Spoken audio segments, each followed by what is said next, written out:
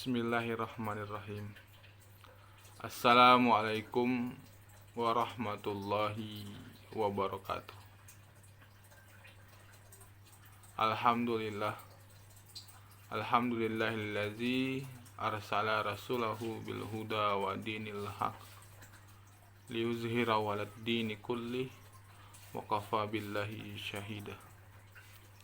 Asyhadu an la ilaha illallah wa asyhadu anna Muhammadan abduhu wa rasuluh sallallahu alaihi wasallam la nabiyya ba'da amma ba'du. Anak-anak bapak yang sedang berada di rumah pada saat kesempatan kali ini, khususnya taruna-taruni tingkat 1 EA 2 serta siapapun yang menyaksikan tayangan video ini, bahwasanya ini adalah salah satu bentuk pembelajaran daring yang akan kita tempuh di masa pandemi ini, dan ini adalah salah satu kewajiban yang harus kamu penuhi di sana. Cukup dengan menonton video ini, karena nanti kita akan ada pembelajaran juga di sini. Baik anak-anakku sekalian, tingkat 1 EA 2, sebelumnya saya memperkenalkan diri terlebih dahulu. Nama Bapak Maulidan Rahman Siregar, dan insya Allah kalau tidak ada halangan selama satu tahun ke depan, saya akan memimpin Ananda semua untuk pembelajaran pendidikan agama Islam. Nah, untuk silabus pendidikan agama Islam, semuanya di semester pertama ini sudah Bapak sampaikan di video sebelum ini. Jadi rasanya cukup saja ketika kamu ingin tahu tentang silabus di semester 1 ini, kamu bisa lihat di video sebelum ini. Video yang Bapak bikin untuk tingkat 1 EA 2 1 EA 1, maaf. Nah, ini berarti kita masuk saja kepada bab yang pertama kita. Bab pertama kita dalam pembelajaran pendidikan agama Islam di tingkat 1, yaitu etika berpakaian dan berhias dalam Islam. Etika berpakaian dan berhias dalam Islam. Anak-anakku sekalian, ini menjadi penting, bahwasanya akhlak sangat dipengaruhi, atau akhlak dalam kehidupan manusia itu sangat dipengaruhi oleh agama. Jadi orang yang menjalankan agamanya tentu adalah orang yang menjalankan akhlak yang dibikin oleh agama itu sendiri. Nah, di agama kita ada beberapa hal yang mengatur batasan-batasan tersebut. Nah, nantinya kita di sini akan sama-sama belajar mengenai adab berpakaian dan berhias. Adabnya terlebih dahulu ada 10 adab, itu nantinya akan kita pelajari. Lalu kira-kira nanti setelah belajar ini, anak-anak akan mendapatkan apa sih manfaatnya dari menggunakan adab berpakaian tersebut. Lalu nanti diberikan rujukan, ini loh pakaian yang seharusnya. Nah, anakku sekalian, Al-Quran menggunakan 3 istilah untuk menyebut pakaian, yaitu libas, siyab, dan sarabil. Libas itu berarti penutup, siyab berarti kembali, atau kembali kepada dasar manusia, dan sarabil berarti pakaian, apapun jenis bahannya. Nah, itu pengertian awal dari pakaian itu sendiri. Anak-anakku sekalian, kita sama-sama sepakat harusnya bahwasanya makhluk yang beradab memang memiliki pakaian, makhluk eh, yang memiliki akal yang sempurna akan menutup dirinya, karena nanti pakaian itu akan memiliki beberapa fungsi, memiliki beberapa kegunaan. Nah, ada beberapa kegunaan pakaian. Pakaian ini ada beberapa penggunaan. Tentu akan jadi lucu ya ketika saya mengajar misalnya akan tidak menggunakan pakaian atau kacau balau seperti itu. Nah, yang pertama penutup aurat. Anak-anakku pasti sudah tahu bahwasanya aurat bagi laki-laki dan aurat bagi perempuan itu berbeda, dan itu rasanya tidak perlu Bapak sampaikan lagi karena kita semuanya sudah pada tahu ya. Jadi aurat yang taruna yang mana, aurat yang taruni yang mana pasti sudah sama-sama mengerti semuanya. Itu yang pertama, fungsi dari pakaian itu menutup aurat. Yang kedua adalah perhiasan. Nah, makanya disarankan juga bahwasanya pakaian yang dipergunakan tersebut diharapkan untuk tidak berlebih-lebihan. Pergunakanlah pakaian-pakaian yang tidak yang bahannya cukup, tidak berlebihan. Ada bahan yang materialnya terlalu bagus juga, itu juga tidak terlalu dianjurkan. Selanjutnya, pakaian itu bersifat atau berfungsi sebagai penunjuk identitas. Kamu misal sekarang kamu sudah masuk SMK penerbangan, tentu pakaian kamu ada. Kamu punya seragam yang disebut dengan PDH, pakaian dinas harian. Nah, itu pakaian kamu. Itu yang menunjukkan identitas kamu. Itu yang menunjukkan bahwasanya kamu adalah taruna-taruni SMK penerbangan yang tidak ada di tempat lain. Nah, seragam itulah atau pakaian itulah yang menunjukkan dirimu. Dan yang terakhir tentu pakaian itu sifatnya nanti akan melindungi kita dari berbagai macam penyakit.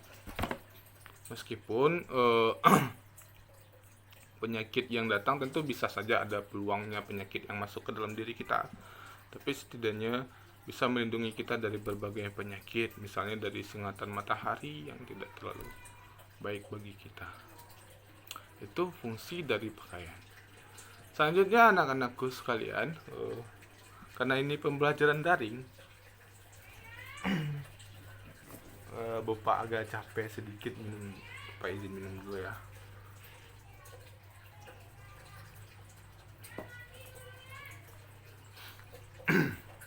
Selanjutnya kita masuk kepada adab berpakaian.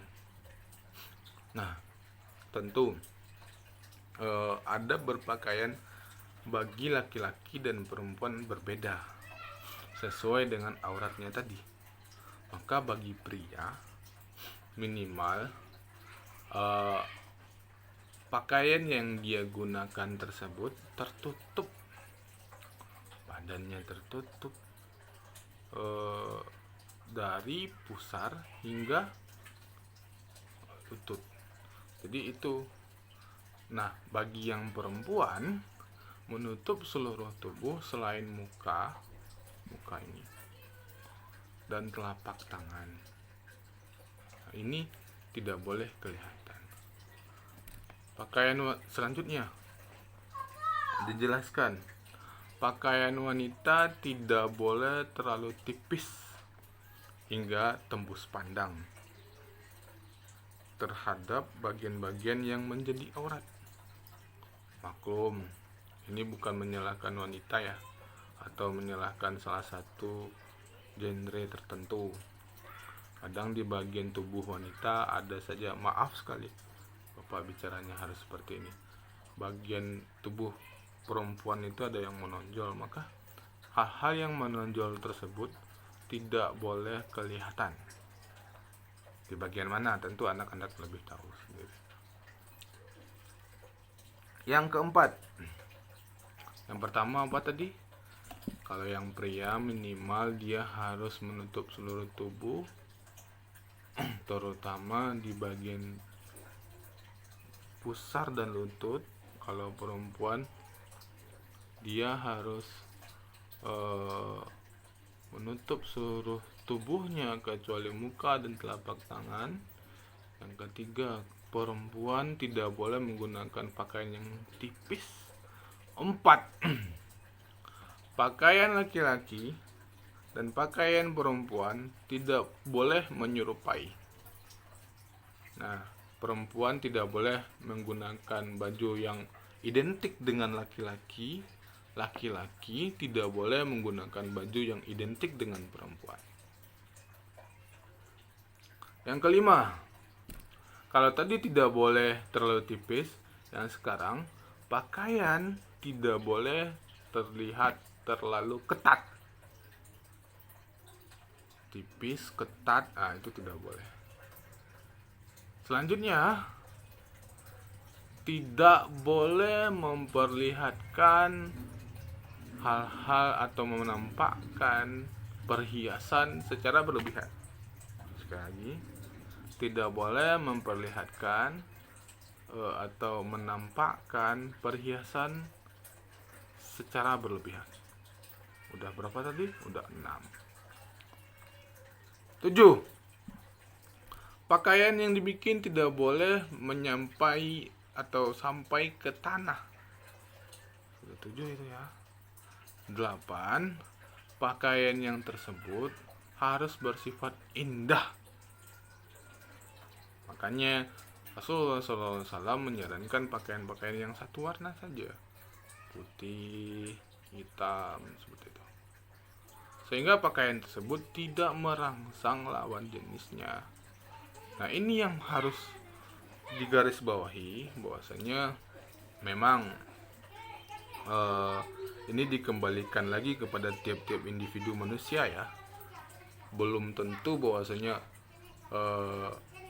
penyebab terjadinya pelecehan seksual itu hanya karena perempuan yang menggunakan pakaian ketat atau segala macam. Itu tidak sama sekali. Belum bisa itu menjadi jaminan.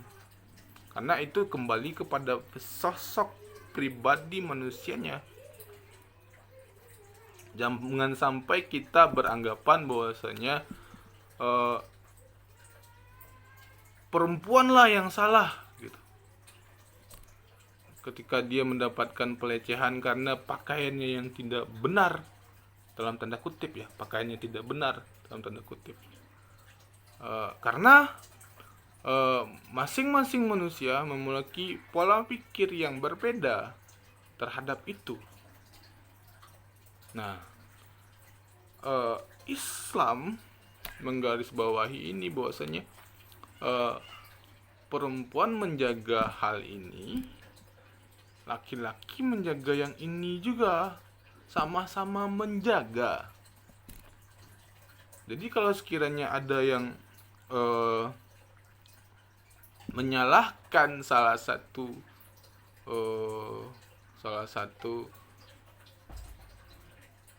gender dalam hal ini, tidak terlalu tepat pula rasanya.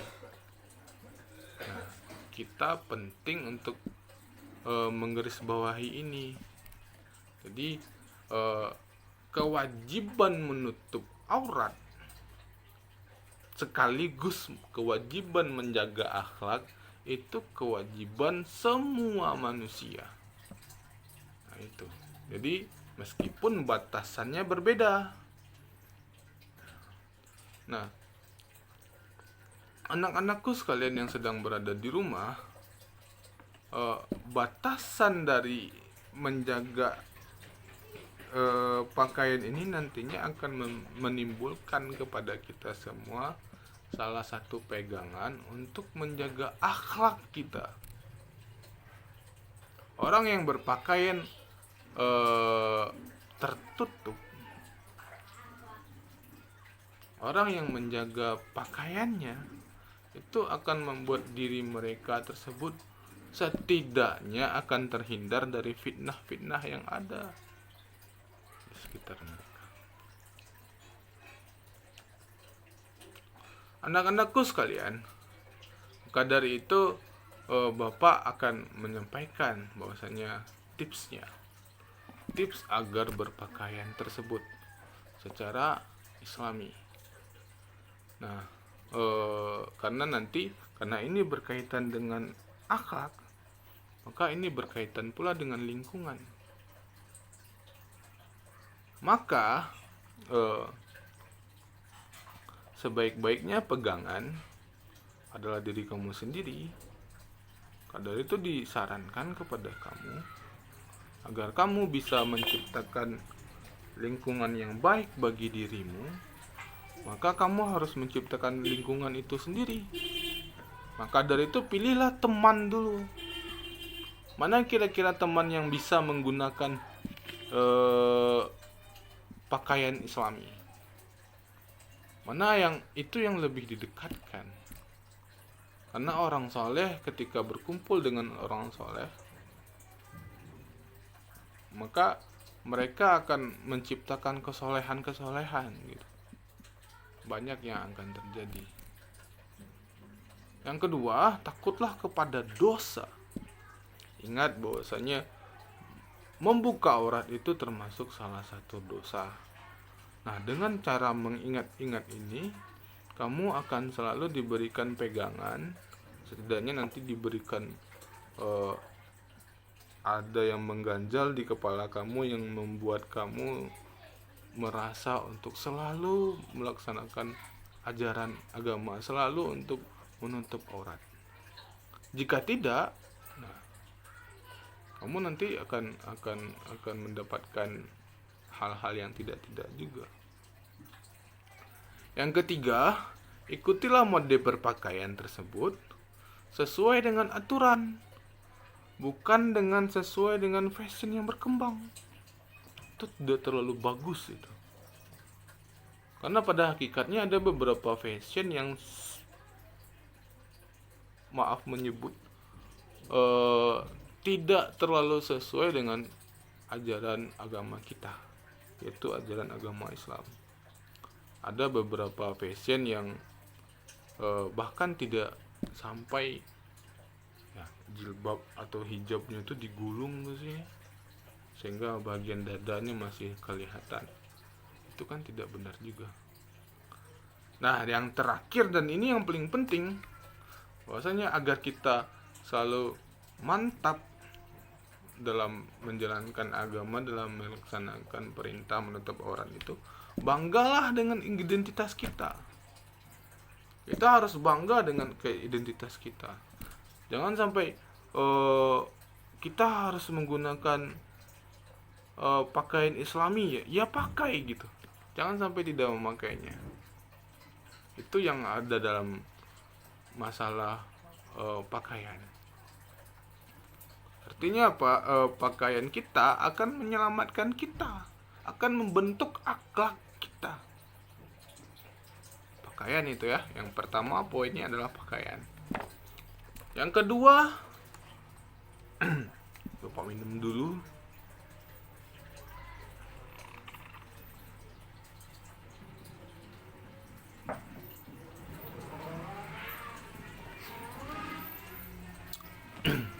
Yang kedua, berhias.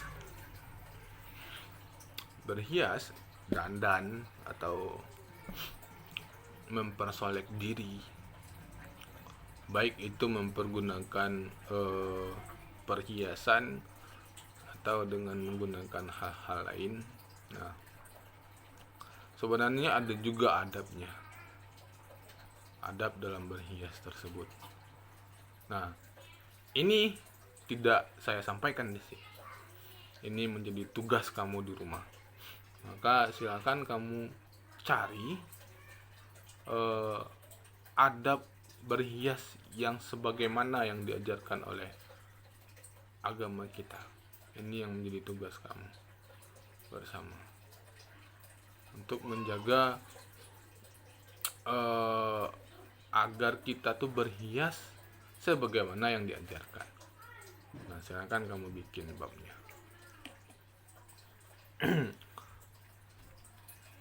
Itu dulu yang dapat Bapak sampaikan. Jadi pelajaran kita yang pertama itu menutup aurat, kita harus menjaga bahwasanya eh, aurat kita dalam berpakaian bisa menentukan akhlak kita, dan akhlak kita terbentuk dari cara berpakaian kita. Dari itu anak-anakku sekalian, pahami ini dengan baik-baik dan sebaik-baik mungkin, karena kalau bukan kamu yang menjalankan ajaran agama kamu, maka nanti agama kita ini akan runtuh. Ini perlu kamu pahami dengan sebaik-baiknya. Baik, sebelum menutup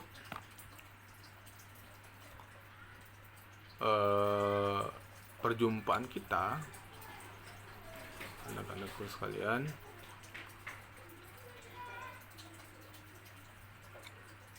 paham ya, tadi tugasnya cari bagaimana cara berhias, itu tugasnya.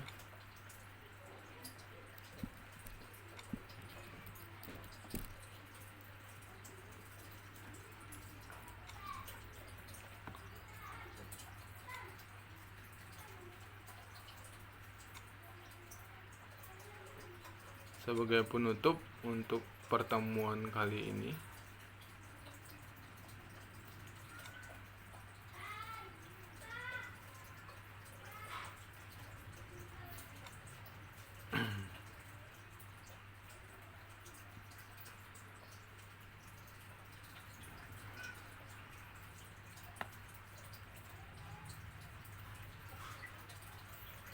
saya merekomendasikan satu buku untuk kamu baca semua, yaitu bukunya Quraisy Shihab berjudul Jilbab. Itu nanti kamu cari, kalau ada kamu simpan terlebih dahulu. Demikian anak-anakku sekalian tentang materi bab kita yang pertama. Kalau sekiranya ada yang ingin kamu tanyakan, silahkan tulis di kolom komentar video ini. Karena masih dalam suasana pandemi, saya menyarankan kepada kalian semua untuk tetap berada di rumah, tidak keluar rumah terlebih dahulu, dan membantu orang tuanya sebaik mungkin. Salam dari Bapak. Assalamualaikum warahmatullahi wabarakatuh.